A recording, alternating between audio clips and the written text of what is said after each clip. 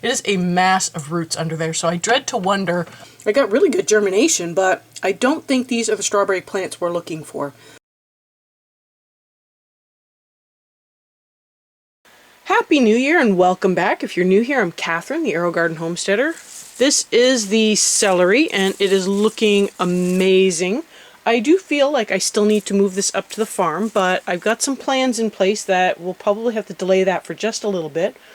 But otherwise, this is looking really good. It is definitely a water hog, that's for sure. The cilantro is looking really good. I don't have any discoloration yet, so I think it has gotten 5 ml feeding. So I don't know if I need to increase that on the next feeding and slowly increase that to prevent discoloration. I'm not sure what is going on, but this looks really good. I should probably actually start harvesting this to keep it in check. And finally down here, this is the last thing I have down here, is this perpetual spinach, which is doing really good. I haven't been harvesting from it for a little while, and so this one has gotten bigger leaves in it, which is kind of nice, but it also has a little bit of, I'm not sure what's going on here. The other leaves look pretty good. It's almost like it's dusty or something. It's hard to describe. Anyways, I haven't been harvesting from it, so but it looks good. So I will take you upstairs and show you what's going on up there, and then explain the plan, the big plan. So upstairs, the cilantro is doing okay. I do have some that has definitely gone to seed. I've been trying to pick out the stems that, as I find them. So I just found this one today. I'll pull that one out. Here's another 2 more. I don't think there's too much longer left on this one, so I will probably be trying to go through and use up what is usable, and then I will probably take this apart and start some new stuff.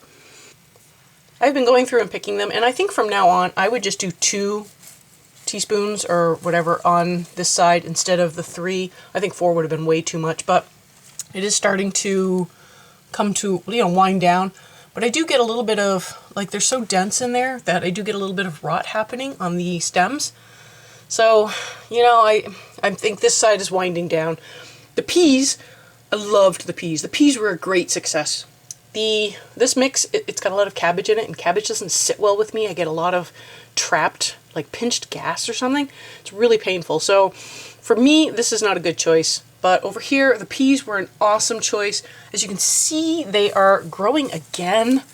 So it's really hard to show, but down, I don't know if you can see, there's the part where I cut, and then there's the shoot coming out on the side. So I don't know how long I could get this to keep going, but I mean, it's doing really well. And underneath, I don't know if you can see, it is a mass of roots under there. So I dread to wonder what has escaped from the strainer at the bottom and gone down into the sort of the pump compartment. So that would be something to kind of keep an eye on when I clean this out. But in the meantime, I think I will be having pea shoots for a long time. The strawberry plant is doing pretty good. It's putting out some runners, and I got some in the back there as well. Now, the issue with this is I think these were actually seeds that came out of a freeze-dry run from commercial strawberries, and this may not be the strawberry plant we are looking for. So we'll probably bear with this one, but we got some more seeds that are going, and I will probably start some more, and then we'll figure out which ones we actually want to have inside, and we'll just, get rid of the ones we don't need. These are actually the seedlings, and there's lots in here, and I think the ones on, it's hard to show, but I think the ones on this side were the ones that we picked from a strawberry outside in the garden, and the ones sort of on this side I think were from a freeze dryer tray. Strawberry seeds just fall off. I got really good germination, but I don't think these are the strawberry plants we're looking for.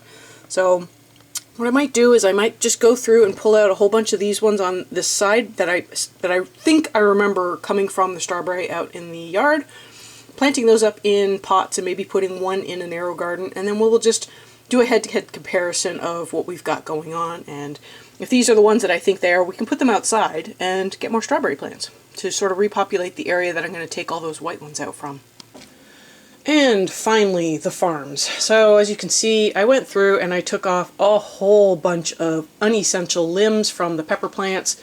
I have been doing the same with the tomato here, and actually I took out this tomato plant. So don't know if you can see all of these white, those are bugs. It's like the husk of the bug or whatever. It's not a chrysalis, but you know what I mean.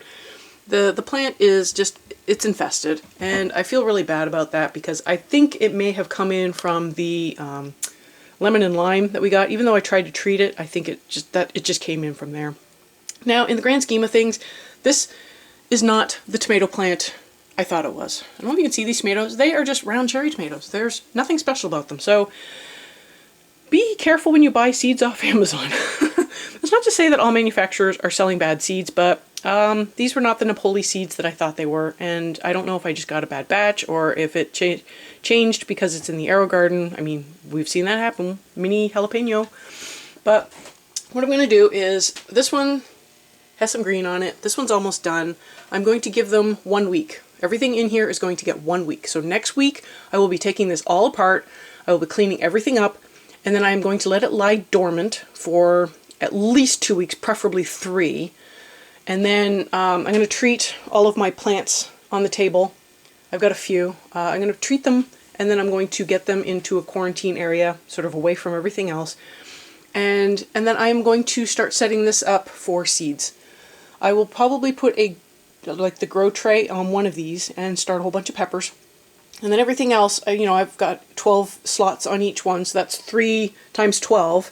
So I can do pepper plants in the grow tray and then tomato plants and everything else. And I will be setting up for starting my garden. So stay tuned for that. I'll show you everything on the breakdown next week. And then after that, we'll probably do some videos on seed starting with a little bit of growing updates, because I will still have a couple things going. You know, obviously I'll still have cilantro and things, but this is where we are at with the farms. They are going to be coming down. So stay tuned for that. Stay tuned for the outdoor garden updates.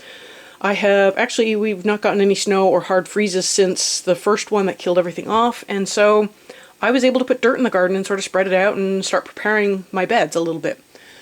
So I will go through and start doing a outdoor garden startup videos, the preps and all that, going through my seeds with you and sort of getting things ready.